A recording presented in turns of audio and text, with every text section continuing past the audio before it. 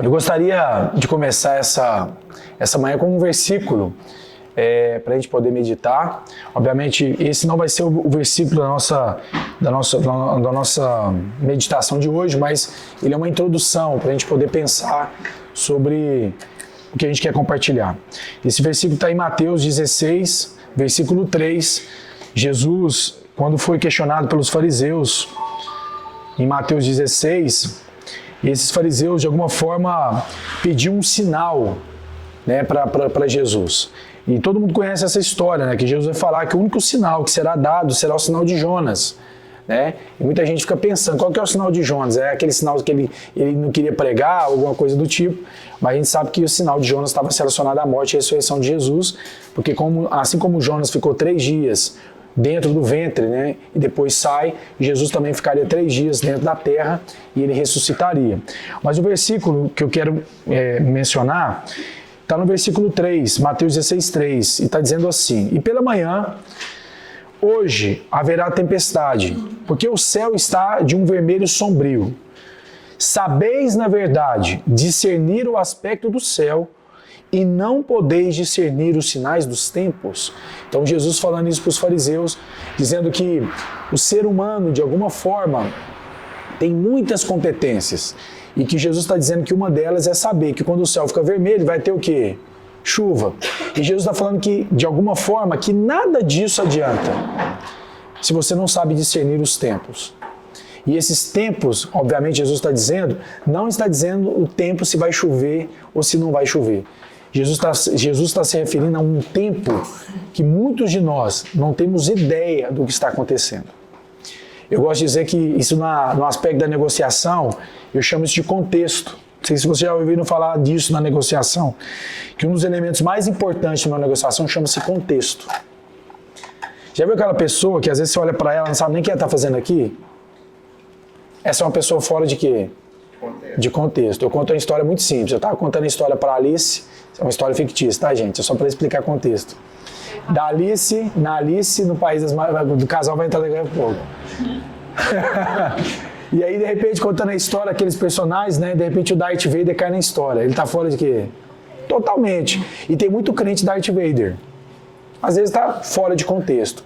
E quando Jesus está falando isso dentro dessa passagem de Mateus, o que ele está dizendo, de alguma forma, é que muitos de nós, por não saber discernir os tempos, estamos fora de contexto.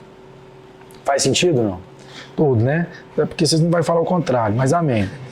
E aí, pessoal, quando eu estava preparando essa palavra, eu me lembrei da minha conversão lá atrás, já tem mais de 20 anos isso. Então você imagina que você tem que me respeitar muito, né? Que eu já sou velho de casa, né? Coitado. Mas vamos lá. E aí, eu me lembro que na minha conversão aconteceu algo muito interessante que lá no comecinho, eu lembro que isso foi as primeiras semanas. Teve um pregador, lá atrás, eu não sei o nome dele, não sei nem... Eu sei que foi na cidade de Araras, no interior de São Paulo. E ele, lá naquela época, ele falou algo que hoje está acontecendo, assim, explicitamente. Mas naquela época parecia loucura o que ele estava falando. Mas parecia que aquele cara que estava falando aquelas palavras, ele estava muito mais dentro do contexto do que a grande maioria das pessoas que estavam ali, inclusive eu que estava ali. E ele estava dizendo que, de alguma forma, estava nascendo um movimento, e esse movimento que estava surgindo, ele entendeu que aquele movimento era um movimento diabólico, porque aquele movimento que estava surgindo, ele percebeu que não era tão frutífero atacar a pessoa de Jesus. Por exemplo, falar que Jesus não existe, que Jesus não é bom, que Jesus não é filho de Deus. E ele percebeu naquela época que existia uma outra maneira de fazer isso de maneira muito mais frutífera. E ele falava sobre isso. E esse é algo que a gente quer compartilhar com os irmãos. Porque de alguma forma, se nós não percebermos os tempos, nós também seremos cristãos fora de contexto. E segundo aquele pregador, ele disse que a tática ou a estratégia do mundo em atacar Jesus era a mesma estratégia política que hoje em dia a gente se vê. Já percebeu que quando um candidato começa a apanhar demais na política, de maneira injusta, ele acaba crescendo? Já percebeu isso? Isso aconteceu com o atual presidente. Quando ele foi eleito, o pessoal começou a bater tanto nele, que as pessoas começaram a observar. E ele falou, cara, mas vocês estão falando as coisas, não estou vendo isso que você está falando. E acabaram elegendo ele. Então, hoje, tanto que os presidentes, o atual presidente agora nas campanhas, você vê que ele não fica batendo demais nos outros, porque ele sabe que quanto mais ele bate no outro, é igual massa de bolo, né, Pedro? Quanto mais você bate, mais ela cresce. De alguma maneira, o mundo, as trevas, percebeu isso também. Quanto mais falava de Jesus, mais Jesus crescia. Quanto mais matavam-se cristãos, mais a igreja crescia. Então, segundo esse pregador, ele percebeu um movimento que me chama muita atenção. E esse movimento é simples. E esse movimento eu vou discorrer sobre ele. E ele disse a seguinte questão. Em vez de você ficar falando que Jesus não existe, que ele não é nada, que ele não é tão importante, basta você dizer que o pecado não existe. E naquela época, quando ele falou isso, e eu não sei, eu não lembro muito bem das palavras dele, eu não sei se ele se aprofundou na época, mas o que ele falou foi tão profundo que eu acho que nem ele na época, sendo usado por Deus, tinha dimensão do que ele estava falando. E aí, pessoal, olha só. Hoje, de alguma forma, e vocês fazem parte desse contexto, vocês vão entender, simplesmente dizer que o pecado não existe pode parecer algo simples, algo que não tem tanta relevância na igreja. Mas eu destaquei alguns pontos que hoje, primeiro, eles tratam o pecado como algo atemporal. O que quer dizer isso? Que quem nunca ouviu alguém falando numa discussão, ou para você mesmo, do tipo assim, não, mas aquilo era no Antigo Testamento. Quem já ouviu isso? Quem nunca ouviu falar assim, não, mas naquela época era diferente. Hoje, as coisas mudaram. Existe, inclusive, um pregador muito renomado, que, inclusive, muitos de nós fomos edificados pela vida dele, que nos dias atuais disse que a Bíblia deveria ser reescrita, porque ela não atende mais às expectativas do homem atual. Lembram desse pregador? Não vou citar nome, porque não é necessário. Mas por que esse homem está dizendo isso? Porque esse homem também foi pego por essa maneira de pensar. Você entende isso? Segundo ponto, que o pecado é uma questão ambiental. E quando eu falo de ambiental, não estou falando do meio ambiente. Eu falo de contextos, né? Ou seja, se o indivíduo nasce dentro de um contexto qualquer, isso que ele vive é influência do contexto. É influência do meio. Por isso que aquilo não é pecado. Porque, se você fosse pobre na favela, você ia ver o que é necessidade de roubar. Então, eles estão tratando o pecado também de uma maneira ambiental. Não, se você está lá no ambiente, tanto faz. Depende do ambiente onde você nasce. Terceiro, eles têm tratado o pecado como algo relativo.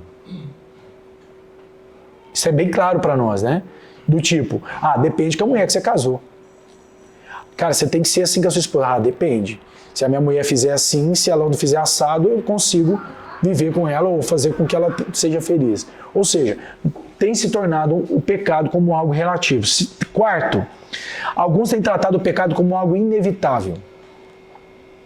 E nós já, quando tratamos com Paulo, no estudo sobre a natureza pecaminosa, quando a gente fala sobre os santos, os justos, os redimidos, muita gente fala, não, o pecado é algo inevitável. Não tem como viver uma vida sem pecado. Não é assim que as pessoas têm dito? E quinto, as pessoas têm dito que o pecado é algo moral, ou moralistas. Ou seja, que a igreja conservadora quer impor para as pessoas o que é certo e o que é errado.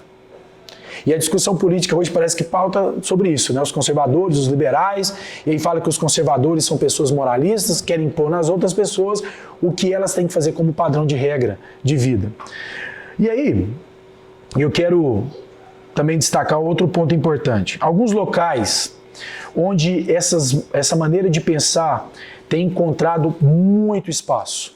O primeiro deles é a psicologia. Todos nós aqui já estudamos sobre isso e já vimos o quanto a psicologia tem causado um dano na vida do ser humano sem que esse ser humano perceba. Vou dar um exemplo. Adultério tem se transformado como compulsão sexual. Você entende o problema? O ladrão tem se transformado como alguém, como é que chama essa doença? Cleptomaníaco. Só que nós, sem perceber, estamos caindo na mesma conversa. Porque a gente tem amenizado ou diminuído o poder destruidor que um pecado tem. Quem aqui nunca conhece, ou conheceu, ou está vivendo alguém que está sendo destruído porque alguém pecou contra ele? Alguém aqui conhece? Não. Eu conheço várias pessoas que porque um próximo, alguém pecou não só contra Deus, mas também contra ele, e isso destruiu uma vida. O pecado, inclusive, tem poder para destruir uma geração inteira. Assim como o evangelho é capaz de salvar uma geração inteira, o pecado tem o poder de destruir uma geração inteira. Aí como? Basta ver uma criança, né, que o pai às vezes comete um erro grave e isso afeta a geração dela inteira, a descendência dela inteira. Outro lugar onde essa maneira de pensar tem tomado grande poder, a religião. A religião, eu vou dar exemplos rápidos aqui. A religião tem provocado na cabeça das pessoas, logicamente influenciado pela psicologia, que o pecado, na verdade, está resolvido.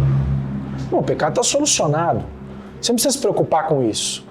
Isso não importa mais. Isso já foi vencido. Qual que é a próxima pauta? Onde eu vejo evidências como essa? Nós já falamos aqui. A filosofia espírita, por exemplo, acredita que nós estamos num processo de evolução. E esse processo de evolução se dá por meio da reencarnação. E a reencarnação pressupõe que se você não deu certo agora, fica tranquilo, que na próxima você vai dar certo. E essa maneira de pensar, curiosamente, adentrou também, inclusive, no meio da igreja. Só que a igreja, como eu falei no início, ela está tão fora de contexto que ela não consegue mais discernir os tempos. E a igreja, de alguma forma, que no passado era um alerta, um farol, um sinal para o mundo que algo estava errado, a igreja tem se conformado com o mundo. E se conformar é se tornar conforme o mundo. Outro lugar onde esse pensamento, o secularismo, que é a religião que mais cresce no mundo. O secularismo, influenciado pela psicologia também, assumiu um papel que hoje, eu já falei aqui na igreja com os irmãos, que hoje praticamente existem duas maneiras de pensar a respeito do mundo. Quando fala de Freud e de Jung, que é o que diferenciava os dois pensamentos da psicologia moderna, que um acreditava que Deus não existia, que era Freud era ateu, e por isso ele acreditava que existia só matéria, então a matéria tinha resposta para as coisas. Ou seja, alguém mais ilustrado poderia dizer para alguém menos ilustrado o que ele deveria fazer, como uma regra de padrão, de prática e de vida. Ou seja, é como que a gente fala, né? Aquilo que começou no homem vai terminar em quem? No homem mesmo. E Freud, de alguma forma, por mais que ele tinha algumas coisas interessantes que ele escreveu, mas tudo que começou no Freud terminou em quem? No Freud mesmo. Tanto a história mostra a depravação que ele era, como ser humano, como indivíduo. Mas, por outro lado, você tem Jung, que de alguma forma, por sua influência religiosa que ele recebeu dos seus pais, ele sim acreditava que o mundo espiritual existia. E ele acreditava também que esse mundo espiritual influenciava o mundo matéria, o mundo natural que a gente enxerga. Mas de alguma forma também, inclusive pensar que o mundo espiritual existe. Mas se a gente não compreende a maneira correta como o mundo espiritual existe, isso pode afetar também a nossa maneira de pensar. Quarto é o lugar onde esse pensamento tem tomado partido, na filosofia. Nós aqui sempre falamos, né, que a filosofia é uma das coisas mais perigosas que um homem pode enfrentar. Porque não existe nada mais perigoso que um argumento sem Cristo. Não existe nada mais perigoso que um argumento sem Cristo. O apóstolo Paulo, na sua época, em Coríntios, lá na igreja de Coríntios, ele falou que tudo aquilo que ele recebeu na sua formação acadêmica, vamos dizer assim, ele considerou como um lixo perto daquele que ele encontrou na cruz do Calvário. Porque ele percebeu que por mais que um homem tenha um grande argumento, e esse grande argumento tenha aparência de sabedoria, quando excluído de Cristo, ele é perigoso ao ponto de matar ainda mais rápido o ser humano. Nós já falamos aqui, nós já estudamos sobre o gnosticismo, que o gnosticismo é o amor pelo conhecimento, né? Essa busca pela sabedoria, e o quanto essa busca pela sabedoria é perigoso. Quando a revelação chega, ela supera qualquer tipo de inteligência. Por isso, a filosofia de alguma forma, ela tem encontrado espaço no meio da igreja, não pela ignorância da igreja, porque a igreja nunca foi ignorante. Ela tem encontrado espaço na igreja porque a igreja não conhece o Evangelho. E cada dia que passa, a igreja tem mais se afastado do Evangelho. É porque a gente acha que a história não vai se repetir como foi na época dos judeus. Quinto e último lugar, lógico, pode haver outros, mas outro que eu encontrei na meditação é na educação. Não precisa ser inteligente o suficiente para perceber que o lugar que deveria ser o centro da educação, ou o centro da inteligência, o centro das soluções dos problemas do ser humano, se transformou no centro da multiplicação dos prazeres, da prostituição, das drogas, que é a universidade. Hoje, tanto se sabe, se você quer transformar seu filho em um idiota, manda ele para a universidade. E a pública, então, nem se fala. Eu lembro da Letícia contando os desafios que ela vivia estando na universidade, que é uma multiplicação da idiotização. É impressionante como as pessoas vão para a universidade e se tornam cada vez mais imbecis. Deve ser por isso que quando a Forbes fala que 63% dos bilionários do mundo nunca foi para a universidade, deve fazer sentido isso. Porque ir para a universidade, o que a pessoa pensa, vou à universidade para quê? Para aprender, para ter uma profissão, para ganhar o quê? Dinheiro, para ter uma profissão, vamos dizer assim. Só que até isso a universidade tem falhado. Até nisso. E segundo a Forbes, 37% dos bilionários que foram para a faculdade é porque já herdaram bilhões do papai e da mamãe. Ou seja, a universidade não acrescentou absolutamente nada na vida do indivíduo. Não estou dizendo no todo, porque algum outro que foi lá se salvou, mas talvez, na minha percepção, não foi por causa da universidade. Foi por causa do caráter dessa pessoa que esteve lá. Ou seja, a educação hoje, de alguma forma, ela produz no ser humano, e eu tenho percebido isso, muito mais problemas, no ponto de vista vida, do que soluções. Quem é que nunca conheceu um ex-estudante ou um ex-universitário nostálgico? Nostálgico é aquele que sente saudade. Nossa, que época boa. Nossa, nunca peguei tanta mulher naquela época. Quem não conhece um estudante nostálgico? Agora, eu conheço cristãos que de verdade foram para a universidade e falaram, não tem saudade nenhuma. Eu não quero nem voltar lá. Se eu puder passar longe, eu passo. Não é? Eu tenho muito, mas todos que tiveram a oportunidade de estar lá sabem o que eu estou falando. Eu não estou inventando. Ou seja, de alguma forma, esses ambientes que eu citei têm sido tomados por essa maneira de pensar. E aí, olha só que interessante. Por que dizer que o pecado, falar que ele não existe, que ele é atemporal e tudo isso, surtiu grande efeito? Porque a conta é muito simples. Se você quiser anotar, anota aí. Se não existe pecado, presta atenção, se não existe pecado, não existe necessidade de arrependimento. Simples. E se não tem necessidade de arrependimento, não há necessidade do Evangelho. Se eu não preciso me arrepender, por que eu preciso do Evangelho? Não faz sentido. Se não há necessidade do Evangelho, olha que louco, não há necessidade de pregar. Não há necessidade, por exemplo, de uma igreja e nem de um pregador. E se não há necessidade de um pregador ou de uma igreja, Cristo veio em vão. Foi muito mais inteligente. Para que eu vou ficar discutindo se Cristo é ou não é, se ele é filho de Deus ou não é? É mais fácil falar que o pecado não existe. E esse é o tempo que eu e você estamos vivendo. Sabe por quê, irmãos? Sabe por que eu e você não saímos daqui desesperados para pregar o Evangelho? Porque você também já está vivendo fora do contexto. Você não consegue entender que o pecado em si não é o grande problema, mas é a condição do homem que é o grande problema. E porque isso não é um grande problema na sua cabeça, você não tem mais necessidade de sair e pregar o Evangelho. Você entende que pode ser que você, como está escrito lá, que Jesus falou para os fariseus, né? Sabia que eu e você podemos discernir várias coisas, a economia, que a economia vai bem, vai mal. Nós podemos discernir que a família não está bem, que a família está indo mal. Nós podemos discernir que a economia não está bem, que o desemprego aumentou, mas que eu e você não estamos conseguindo discernir os tempos conforme Jesus falou. Na minha vida e na sua própria vida, na minha e na sua. Se isso fosse algo sério e se a gente tivesse consciência do que Jesus chamou de pecado ou que o pecado representa, nós teríamos uma vida completamente diferente. Uma vida muito mais, como é que eu vou dizer, ativa ou preocupada, ou alguém que está completamente, como é que eu vou dizer essa palavra? Me ajuda, Letícia, você que é bom com palavras. Alguém que está compenetrado, acho que essa é a palavra.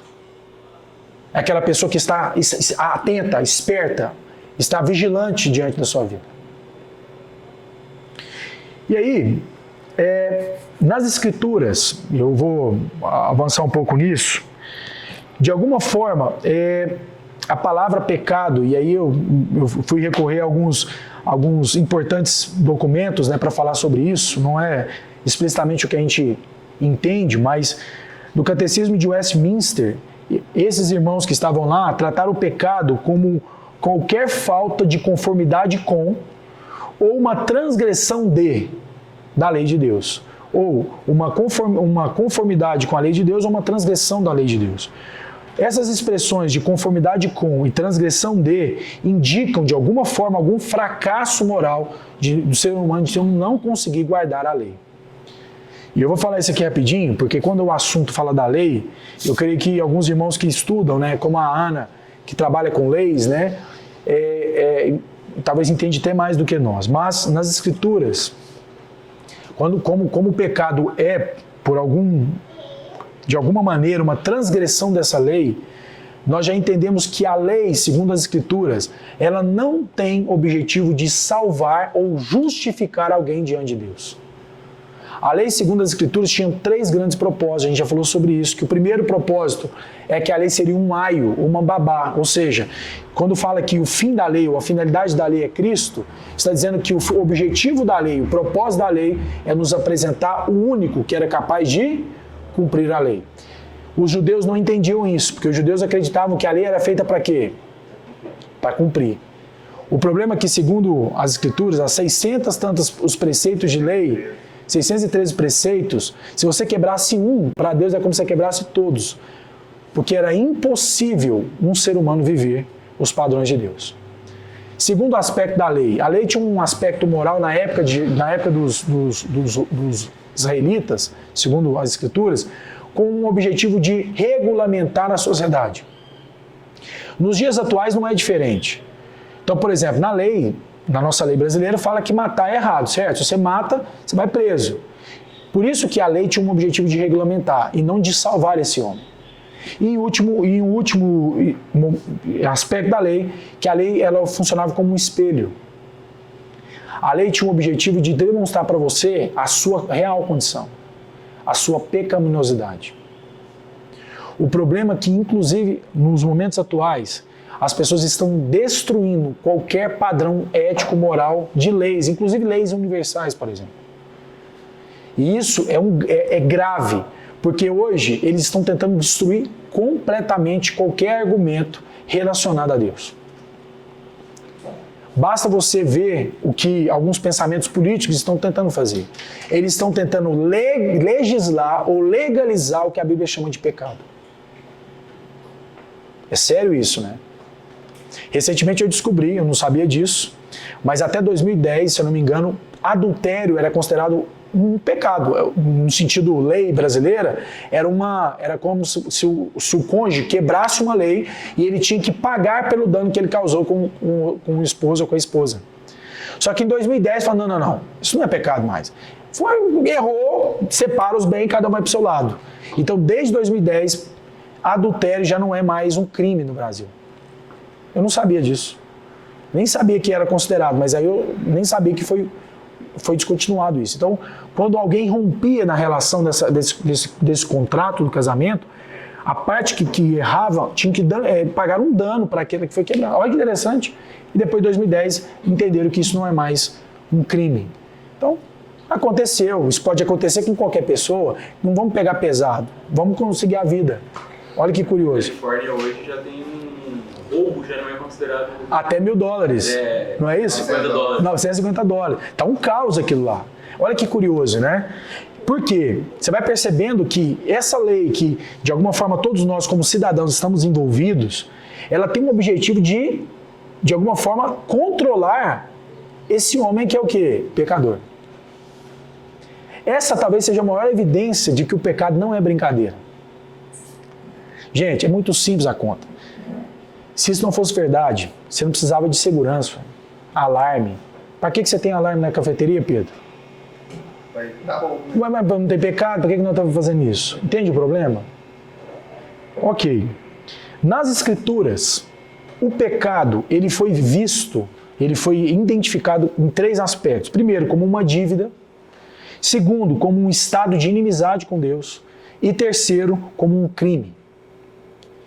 Então, lá em Mateus capítulo 6, versículo 12, Jesus vai ensinar o seu povo a orar como convém. E nessa oração, vocês vão lembrar que ele fala assim: Pai, perdoa as nossas o quê? Dívidas, assim como nós perdoamos os nossos devedores. Lá em Mateus 18, 21 e 35, Jesus também ensinando a parábola do servo incompassível, ele vai dizer que nós devemos também perdoar as dívidas uns dos outros.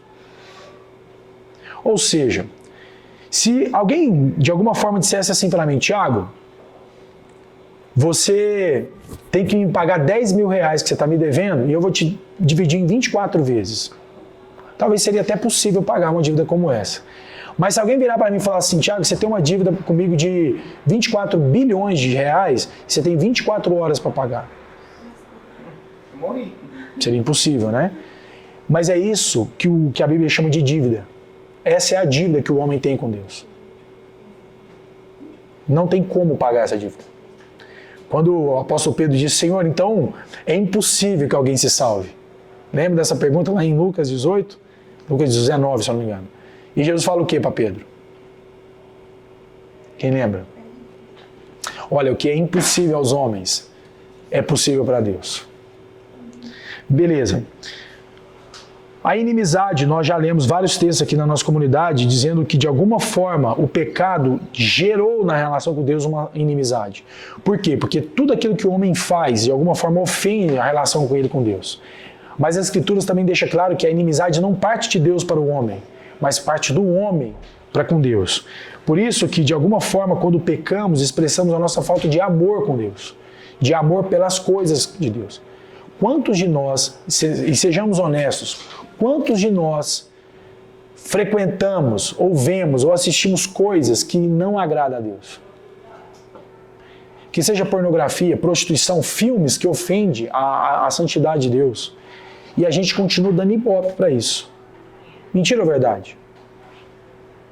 Quantas pessoas às vezes estão dando crédito para coisas que Deus abomina, coisas que Deus sempre rejeitou, coisas pela qual Cristo morreu. E nós, como cristãos, continuamos dando crédito. Sabe por quê? Pode ser que nós estejamos fora de contexto. E crime, né, como eu falei, como eu citei já essa questão do catecismo de Westminster, que o pecado, então, é uma falta, uma inconformidade com uma transgressão de algo. Ou seja, é um crime cometido pelo homem. Só que nas Escrituras, curiosamente, da mesma maneira como Cristo, como o homem, o pecado, perdão, é apresentado, como eu falei, como uma dívida, uma inimizade ou como um crime, existe uma relação, um paralelo feito com o homem na relação com Deus e na relação com Cristo. Olha que legal. Por exemplo, quando fala que o pecado é uma dívida, o homem se torna o quê? Diante de Deus. Um devedor. Deus se torna o quê? Um credor. E Cristo? O fiador. Olha, ele é o fiador dos seus irmãos. Sabe o que é um fiador, não? Se o cara não pagar, ele tem que pagar. Não. É alguém que assume a dívida. E a Bíblia apresenta Cristo como um fiador. E sabe por que ele pode ser o fiador? Ele consegue pagar. Ele é o único que dá conta de pagar a conta. Segundo, inimizade. Se o pecado é visto como inimizade, como que o homem é diante de Deus? Inimigo. Inimigo. E Deus? O prejudicado. E Cristo? Tem O considerado mediador entre Deus e os homens. Quando a Bíblia fala que o pecado é um crime, o que o homem é diante de Deus? E Deus? juiz, Um juiz. E Cristo? advogado. Um substituto. Não advogado. Substituto. Comprou pra ele. Não, porque ele assumiu o lugar. Ele paga a pena. Então, por que eu tô trazendo esse paralelo? Para você entender que Deus nunca tratou o pecado como um homem trata. Cristo nunca olhou para o pecado e falou, que gracinha. Eu entendo você. Você nasceu na beirada do lado de lá do rio em Israel. Quem nasceu de lá tem justificativa para pecar. Cristo jamais olhou, Deus jamais olhou para o pecado como algo leviano. Como algo leve, né? Como algo simples e como algo transitório. E aí os textos depois, se vocês quiserem, do fiador, mediador, substituto, eu posso passar depois para os irmãos. Então, olha só. Sempre que há um pecado, segundo a ótica de Deus, é necessário reparação. Não existe pecado na terra cometido que não é necessário reparação. E isso é tão sério, porque a reparação, ela tem um objetivo de trazer satisfação para Deus. Porque nós temos um grande problema. Deus é santo e nós não somos. Pelo menos antes de Cristo, né? E a santidade de Deus não permite que Deus deixe as coisas para lá. Sabe essa coisa que a gente às vezes evita? Sabe da coisa? Eu não vou nem falar para evitar o quê? Problema. Deus não é irresponsável como nós somos. Deus é alguém tão responsável que ele é capaz de olhar para aqui e falar, tem que ser resolvido. Deus, ele bateu o prego torto. Pois é, o prego tem que estar o quê? Reto. Justo, porque senão não serve. E porque Deus é assim, de alguma maneira, Deus exige uma reparação. E aqui eu quero fazer uma pergunta para os irmãos. Muitos de nós sabemos que a morte de Jesus foi uma morte vicária. Certo? O que significa uma morte vicária? Vicária. Uma morte substituta. Ou seja, alguém que substituiu outra pessoa ao morrer. E essa morte substituta me gera uma pergunta. E a pergunta é muito simples. Se eu e você tivéssemos morrido na cruz, nós teríamos satisfeito a Deus? Não, por que não? Outros morreram também naquela época. Não, mas talvez não nesse sentido. A pergunta é, se eu, Tiago, tivesse morrido na cruz e não Jesus, eu teria satisfeito a Deus? Não, porque o homem não agrada a Deus. Somente Deus mesmo pode agradar a ele. Hã? Então Deus santo, ele diz sacrifício santo. Exato. E aí, meus irmãos, olha só.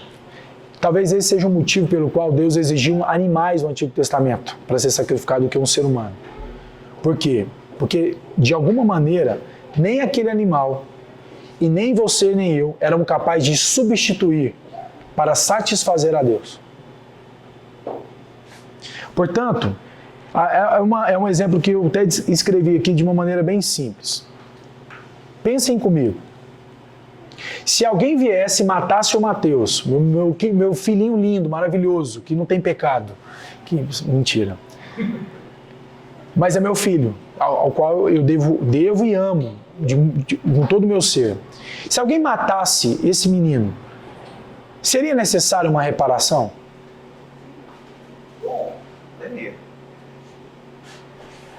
Seria? Ótimo, beleza. Eu queria justiça? Claro. Pergunto para você, como seria feita essa reparação? Através do tribunal, alguma coisa assim? Vamos lá, ele ser preso, repararia? Não. Ele ser torturado, ele repararia? Não. E ele ser assassinado? Não tem como reparar isso. Por isso que quando a gente passa por algum processo judicial, a gente sempre tem a sensação que a gente está sendo o quê? Lesado. Porque nada pode reparar isso. Nada. Nesse exemplo aqui, muito menos. Então, meus irmãos, só tinha uma forma de reparar. Eu cheguei numa forma. Sabe qual é? Se meu filho ressuscitasse. Se meu filho levantasse dentre os mortos, isso seria um reparo. Olha que louco. Se ele levantasse daquele túmulo, né? Daquela situação que ele estava, e levantasse, ai papai, onde eu estava? O que aconteceu? Vamos comer um churrasco? Estava resolvido. E aí, meus irmãos, da mesma maneira, com uma analogia, não consegue explicar totalmente, mas da mesma maneira, nada poderia satisfazer ou reparar o dano causado na nossa relação com Deus. Causado pelo quê? Pelo pecado cometido. Por isso, que eu estava notando, né? Se não houve... É pior, não só que não pode reparar, o homem responde com vingança, e a vingança não para, de geração em geração. E ela vai gerando, né? Exato. Ela só se torna pior, né? Por isso, se a minha morte, presta atenção, se a minha morte não pode satisfazer a Deus, não há substituição. Por isso que hoje em dia, para mim, é mais claro isso. Não existe outra maneira, não existe outra forma de nós alcançarmos perdão, refazer a nossa relação com Deus e não ser imputado o pecado sobre nós se não for pela morte vicária de Cristo. Muitos perguntam, mas por que Jesus morreu na cruz? Cara, a pergunta é uma pergunta simples com uma resposta profunda, mas a resposta seria porque não tinha outro jeito. Porque se para reparar um dano causado a um homem como eu, pecador, hoje não somos mais, mas que cometeu pecado, que é alguém que falha, alguém que comete erros, alguém que não é perfeito em toda a sua forma de viver, já não é possível causar um reparo para mim. Imagina um Deus que é santo e que não causou problema nenhum. Por isso que ao buscar uma reparação, Deus teve que olhar para um ser que fosse perfeito, único e eterno. Por isso foi a necessidade de Cristo se encarnar. E vocês estão vendo que tudo isso só ocorreu porque o homem pecou. Portanto, quando nós hoje vemos alguém cometendo pecado e a gente vai amenizando, não, isso não é... Não. Alguns vão dizer, alguns autores vão falar que o pecado é uma traição contra o universo. A gente não tem ideia da dimensão, da complexidade que um pecado causa no mundo, na vida das pessoas. Talvez se a gente pudesse compreender essa magnitude, a gente evitaria muitos pecados que a gente comete. E a gente também encorajaria outros a deixar de pecar. Se você olhar para Jesus, quando encontrou a mulher adúltera, vai dizer que quando Jesus olhou para ela e que aquele olhar de misericórdia, todo mundo olha, tá vendo? Você tem que ser igual a Jesus, tem que ter misericórdia. Mas Jesus olhou para aquela mulher e falou assim, onde estão seus acusadores? Ah, foram embora, eu também não te condeno. Perdoados estão o quê? Os seus pecados. Não. Ele poderia falar, não, tá tudo boa. Isso que você faz, aliás, você nasceu numa condição, precisa de dinheiro, né? E algumas mulheres, por causa de dinheiro, faz o quê? Prostitui o corpo. Ele poderia ter dito isso. Ele falou, perdoados estão o quê? Olha, existe algo aqui que precisa ser perdoado. Existe algo aqui que precisa ser reconhecido. E isso que eu estou reconhecendo em você está causando um dano na sua vida, que eles vão tudo tá querendo te matar. Tá vendo o problema que você causou? Mas seus pecados estão perdoados. Vai e continua pecando. É assim que ele falou? Tá vendo Jesus encorajando aquela mulher a fazer o quê? A ter uma vida santa. Por isso que eu creio que nós também, não só por uma vida santa, temos que encorajar outros a ter também uma vida o quê? Santa. E aí alguns vão dizer, não, Tiago, mas o problema do pecado está solucionado. O problema do pecado está resolvido. E eu até em parte creio nisso. Mas como diz o apóstolo João lá na sua carta, isso não é motivo pelo qual nós venhamos a viver o quê? em pecado. Ou em pecar, na verdade. E aí, meus irmãos, de alguma forma, a justiça e a santidade de Deus nos leva a entender a necessidade da cruz do Calvário. Agora eu te pergunto, foi necessária a cruz uma vez só? Todos os dias. Eu lembro do Paulo contar que houve um irmão no Chile que um dia virou para ele e falou o seguinte, eu não sei, não lembro muito bem, mas ele depois pode até comentar. Que houve um irmão que falou assim que nós precisaríamos de Cristo só nessa vida. Que quando a gente passasse para a eternidade não ia ter mais necessidade de Cristo. É tipo assim, é um problema resolvido aqui e resolvido esse problema depois a gente não precisa mais. Por que eu estou falando isso? Porque dá a sensação que, porque nós nos convertemos, é que nós precisamos baixar a guarda. Não. Aí que o problema está. É como se, de alguma maneira, agora que nós estamos resolvidos, santificados, justificados diante de Deus, que nada mais pode o quê? Nos prejudicar. Inclusive o quê? Por isso que muitos de nós estamos fora de contexto. E a gente toma isso como algo leve. Só que uma coisa a gente sabe. Ninguém aqui vai apostatar de repente. Para que eu e você apostatemos, segundo as Escrituras, é necessário que você faça o que antes? Peque. E esse pecado pode levar tamanha consequência, tamanhos problemas, que quando você menos perceber, você não consegue voltar mais. Como fala lá em Hebreus. Portanto, de alguma maneira, a justiça humana, essa justiça humana que a gente vê nos tribunais, causou na mente humana um equívoco. E qual foi o equívoco? De achar que você tem sempre o direito de uma segunda chance.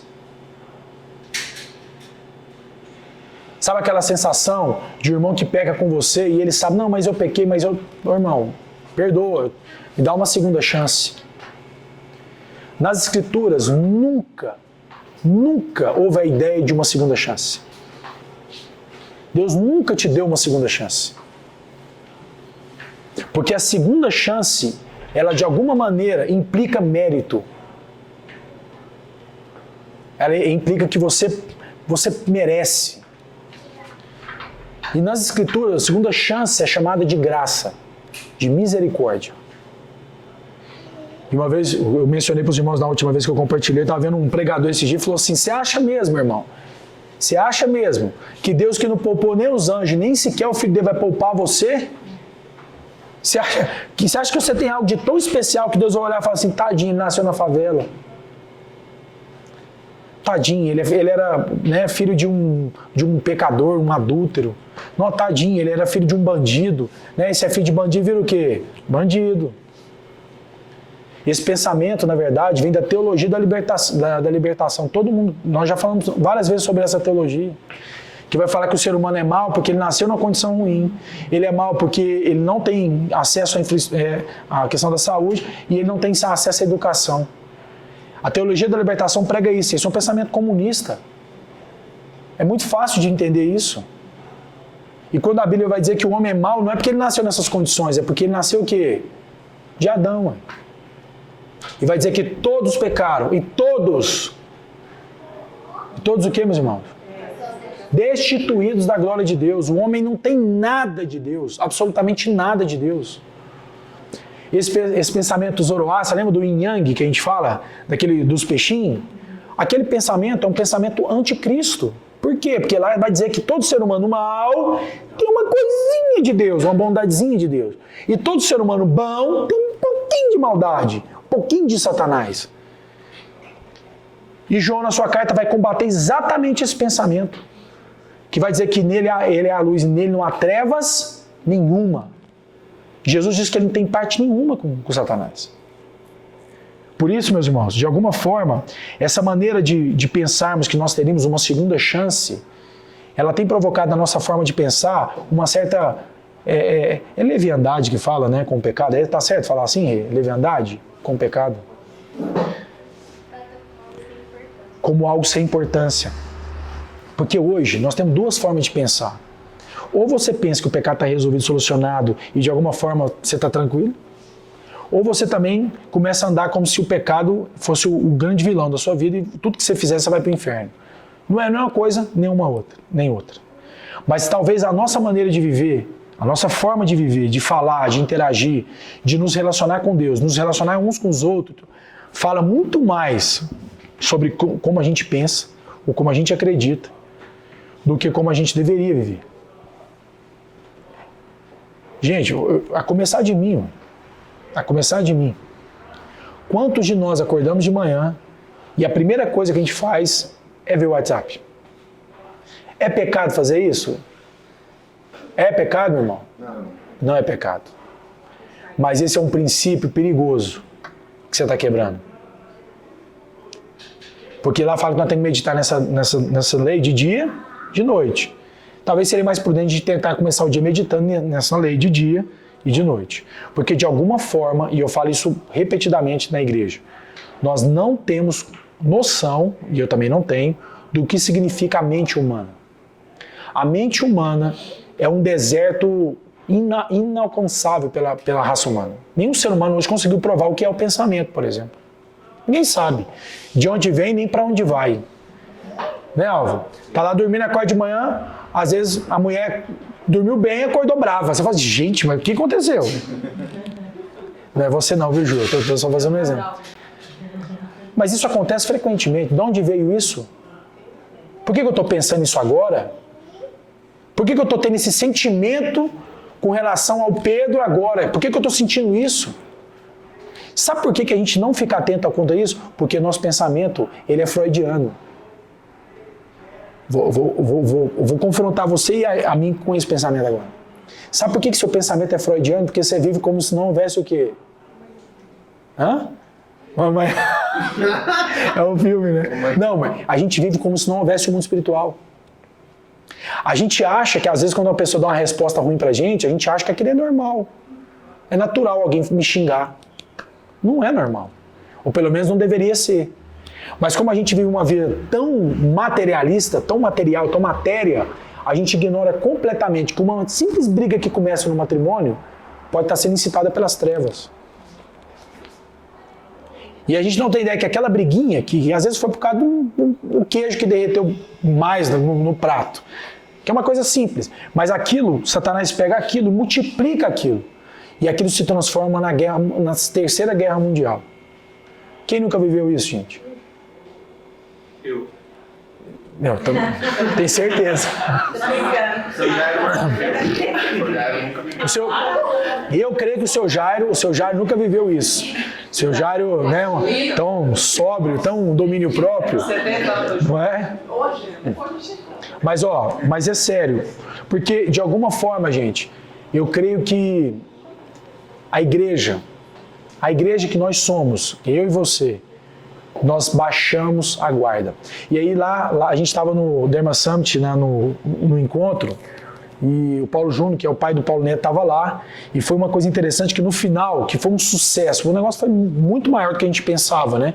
A gente sentou numa mesa para conversar assim, aí trouxeram uma garrafa de champanhe, né, para comemorar, não tem nada de errado nisso. Aí de repente, a esposa do Paulo Júnior estava lá, falou que ele dá uma palavra para vocês. Aí, palavra para nós? É uma palavra para vocês.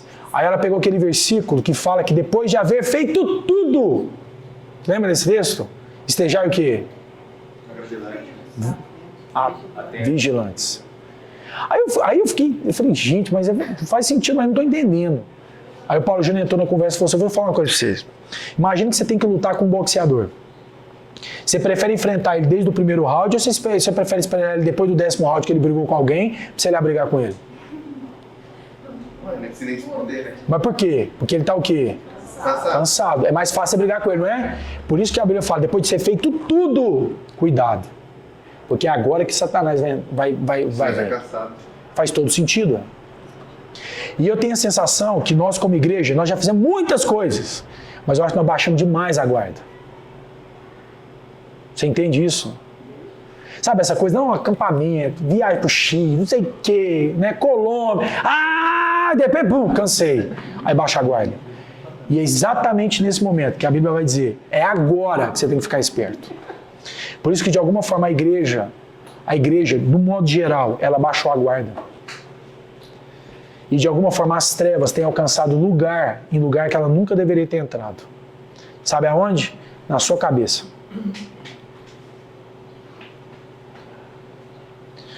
Por isso, eu vou ler agora para a gente encerrar, eu vou ler alguns versículos, tá? Eu não vou, depois eu posso passar o endereço para todos, mas eu queria que você, não sei como é que você se concentra melhor, se você se concentra fechando o olho para ouvir ou olhando a pessoa falando, não importa, mas eu queria que você prestasse atenção nos versículos que eu vou ler, tá certo? Beleza? Faz de maneira como você quiser. Vamos lá. Portanto, assim como por um só homem entrou o pecado no mundo, e pelo pecado a morte, assim também a morte passou a todos os homens, porque todos pecaram. Porque como pela desobediência de um só homem, muitos se tornaram pecadores, assim também, por meio da obediência de um só, muitos se tornarão justos.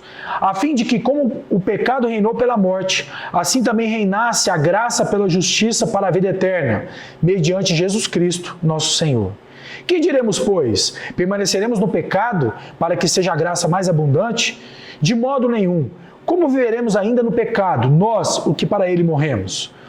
Sabendo isto, que foi crucificado com ele o nosso velho homem, para que o corpo do pecado seja destruído, e não sirvamos o pecado como escravos. Porquanto, quem morreu está justificado do pecado.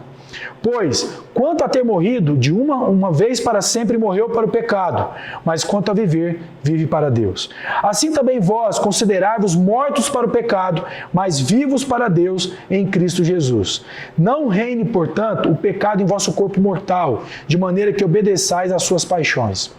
Nem ofereçais cada um dos seus membros do seu corpo ao pecado, como instrumentos de iniquidade, mas oferecei-vos a Deus como ressurreto dentre os mortos, e os vossos membros a Deus como instrumentos de justiça. Porque o pecado não terá domínio sobre vós, pois não está debaixo da lei, mas da graça. E uma vez libertos do pecado, foste feitos servos da justiça. Agora, porém, libertos do pecado, transformados em servos de Deus, tende o vosso fruto para a santificação e, por fim, a vida eterna. Porque o salário do pecado é a morte, mas o dom gratuito de Deus é a vida eterna em Cristo Jesus, nosso Senhor. Bem-aventurados aqueles cujas iniquidades são perdoadas e cujos pecados são cobertos. Bem-aventurado o homem a quem o Senhor jamais imputará pecado. Mas Deus prova o seu próprio amor para conosco pelo fato de ter Cristo morrido por nós, sendo nós ainda pecadores. Qual é a palavra que mais chamou sua atenção nessa quantidade de versículos que eu li? Pecado. E eu peguei apenas algumas das milhares que surgem no Novo Testamento, para mostrar para mim e para você que se o pecado fosse para ser tratado como nós temos tratado, Deus não teria escrito dessa maneira nas Escrituras. E eu quero, de alguma forma, trazer um alerta para mim e para vocês, com isso que a gente está dizendo, que o mundo, de alguma forma, está nos convencendo que o pecado não é pecado. Que o pecado é uma questão de ponto de vista, de perspectiva. Quando a Escritura fala que a coisa mais grave na relação do homem com Deus foi exatamente o pecado que esse homem cometeu. Mas eu também quero afirmar para os irmãos que nós aqui não somos conhecidos por uma igreja que trata pecado como algo comportamental, como a igreja evangélica tem tratado. Para nós o pecado é realmente a condição do homem que gera pecado. E que essa condição só pode ser destruída ou vencida por meio da morte a morte de Jesus na cruz do Calvário. Amém, meus irmãos? Por isso, pode falar. O ser humano tem a gravidade do pecado, né? Achar que um pecado é maior que o outro. Que roubar é pior do que mentir, que mentir é pior que adultério. É porque, de alguma forma, o ser humano entende que a consequência, e de fato há pecados com consequências mais graves, né? Isso para Deus faz diferença, e não faz. Na verdade, se você transgredir uma lei, você está transgredindo todas as outras. Por isso que, quando a gente olha para o aspecto da lei, e a gente na nossa comunidade tem falado isso, nós não queremos dizer para você o que você tem que fazer ou deixar de fazer. Nós nunca falamos isso aqui. Nós sempre falamos aqui o quê? Da sua necessidade de Cristo. Porque Ele é o único, de alguma forma, que é capaz de ser o fiador para pagar uma conta. Então, quando nós, de alguma forma, nos distanciamos de Deus, na nossa forma de viver, nas nossas relações, a gente está declarando para Deus e para o mundo que nós não precisamos mais de quem? De Cristo. E exatamente quando isso acontece, os pecados aparecem. Só que o problema é que quando você está afastado na sua relação com Deus, quando você está em pecado ou cometendo um pecado, parece que aquilo vai se tornando igual uma coceira. Você vai se acostumando tanto com aquilo que você nunca nem percebe mais que aquilo está ali. Aquilo que não estava começa a ter um espaço na sua vida que não deveria ter, mas você vai se acostumando com aquilo. Por isso, meus irmãos, de alguma maneira nós temos uma grande responsabilidade. Por isso, talvez quando o autor aos Hebreus fala sobre congregar, a importância de congregar, é que no congregar, gente, isso para mim hoje é mais nítido do que nunca. Hoje é muito nítido perceber quando o irmão não está conectado. Quando eu falo conectado, é alguém que está dormindo, alguém que está disperso. É muito simples perceber isso. Eu estou falando mentira. Creio que todo mundo tem o mesmo sentimento, ou não? Lembra quando a gente fala daquela doutrina que a gente já estudou sobre a relação, né, entre Deus e os homens e a gente? Quando eu não estou bem com a Ju, lógico que eu não estou bem com Deus. Mas quando eu estou bem com Deus, é óbvio que eu vou estar bem com a Ju. É simples, velho. Por isso que é muito simples a gente perceber quando um irmão está desconectado, está disperso. Só que isso é muito sério, porque quando ele vai se dispersando, ele vai se afastando não é só de Deus. A maneira como ele se afasta de Deus, ele se afastando de quem? Dos seus irmãos. Porque quando alguém está vivendo uma prática, né, de pecado, ele de repente percebe uma coisa muito doida. Eu não quero ficar perto de ninguém que enchendo o saco. Eu não quero ficar perto de gente que falando que é pecado. Eu não quero ficar perto de gente que vai ficar me corrigindo. Eu quero ficar perto dos meus amigos, que lá eu tomo uma cerveja e viro para ele, rapaz, eu vou trair minha mulher. Faz isso mesmo. E aí eu também, para aguentar minha mulher, só traindo, porque não dá. Não é assim que as pessoas às vezes falam? Só que como aquilo é um ambiente que a minha carne, né, a minha persona começa a gostar daquilo, quando eu menos percebo, eu estou lá dentro. Aí depois fica aquele caminhão de distância na minha relação com Deus. E para voltar depois, o caminho é bem mais complexo, né? Bem mais difícil de voltar. De retornar à prática de oração, à prática de leitura das Escrituras. E a gente vai se tornando de fato o que a gente chama de um crente apático. Alguém que está morrendo a conta-gotas e não percebe. Por isso, meus irmãos, graças a Deus pelas dificuldades que Deus põe na nossa vida.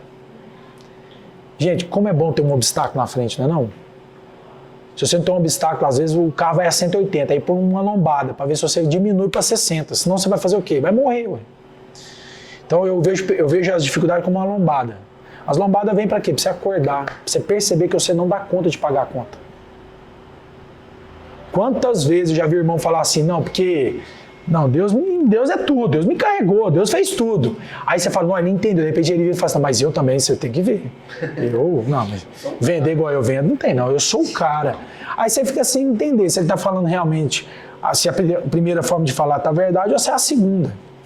Porque às vezes a gente usa Deus como um místico usa, né? Como algo aleatório aí que a gente usa de vez em quando eu não uso, de vez em quando sou eu que dou conta, de vez em quando é ele que faz. Troca o volante, né? Amém, meus irmãos? O pecado é um crime, o pecado é uma inimizade, como eu falei lá em cima, né? E o pecado também é uma dívida, uma inimizade e é um crime cometido pelo ser humano. E obviamente, quando a lei veio, ela não tinha o objetivo de fazer você mais bonitinho que o seu irmão do lado. Ela veio para te mostrar que você também, como seu irmão do lado, é incapaz de pagar uma conta que só Cristo foi capaz de pagar. Por isso, meu irmão, não caia nesse engano. Esse papo de pecado foi vencido, ultrapassado, isso não existe para Deus. Essa foi a maneira que Satanás encontrou de falar em última análise que Cristo veio em vão. É só você ir na igreja católica. Você imagina você chegar na igreja católica e o padre falando sobre pecado? É raro isso, né? É o que está acontecendo na igreja evangélica. A igreja evangélica não fala mais sobre isso. Por quê? Porque eles estão completamente fora de contexto. Espero, em nome de Jesus, que nós como igreja não nos tornemos uma igreja fora de contexto. Uma igreja que é conforme o mundo e não conforme a Deus. Você e eu não fomos chamados para fazer a nossa própria vontade. Nós fomos chamados de fazer a vontade daquele que nos enviou. Essa tem que ser a nossa única maneira de pensar. Amém? Vamos ter uma palavra de oração. Senhor, nós queremos te agradecer por esse tempo. Te agradecer, Senhor, pela oportunidade que o Senhor nos dá, pela sua palavra. Queremos te pedir, Senhor, em nome de Cristo Jesus, que de alguma maneira possamos ser homens e mulheres que vivem o contexto bíblico, o contexto de Cristo, o contexto da sua realidade, Senhor. Que a nossa maneira de pensar não seja conforme o mundo, mas que seja conforme a sua palavra, Senhor. Que possamos ser transformados pela nossa vã maneira de pensar, Senhor. E sermos transformados pela tua palavra, pela forma como o Senhor pensa. Odiar aquilo que o Senhor odeia, Senhor. Desprezar aquilo que o Senhor despreza, mas amar aquilo que o Senhor ama, Senhor. Tua palavra diz que o Senhor ama a santidade, Senhor. Que o Senhor ama a pureza de coração. Que o Senhor ama a integridade de espírito, Senhor. Que nós possamos, de fato, estar antenados, ligados a isso, Senhor. Que possamos deixar de ser distraídos pelas coisas desse mundo, Senhor. Que possamos, de alguma forma, estar atentos à maneira sutil e melindrosa, Senhor, de como Satanás tem atuado. De como nós temos sido enganados como povo de Deus a pensar como o mundo pensa, Senhor. Por isso, em nome de Cristo Jesus, Senhor, permita que essa palavra, que o Teu Espírito possa fazer um trabalho na nossa mente, Senhor, no nosso coração e transformar-nos, ó Pai, conforme o Senhor. Que como o propósito eterno, que é ser conforme a imagem do Seu Filho, seja cumprida não somente na nossa maneira de viver, mas também na nossa maneira de pensar, Senhor. Que possamos de fato estar preocupados com a nossa própria vida diante do Senhor. Que possamos ser confrontados pelo Teu Espírito por meio dessa palavra, Senhor. Não nos permita estarmos mortos na nossa forma de pensar, Senhor. Mas nos dá vida e vida em abundância, Senhor, na nossa maneira de pensar. Queremos não ser como Cristo, mas também pensar como Cristo. Andar como Cristo, falar como Cristo. E não ser conforme o mundo, Senhor. Por isso, em nome de Cristo Jesus, fala conosco, Senhor. Ao sairmos daqui, traz esperança na nossa maneira de pensar, Senhor. Queremos ser como Cristo, em nome de Cristo Jesus. Graças, Senhor, por essa manhã, pelos irmãos que estão aqui presentes, os que estão conectados. Permita, Senhor, que possamos avançar nessa palavra, Senhor. Em nome de Cristo Jesus. Amém. Amém. Amém, meus irmãos? Amém. Quem tem recadinhos?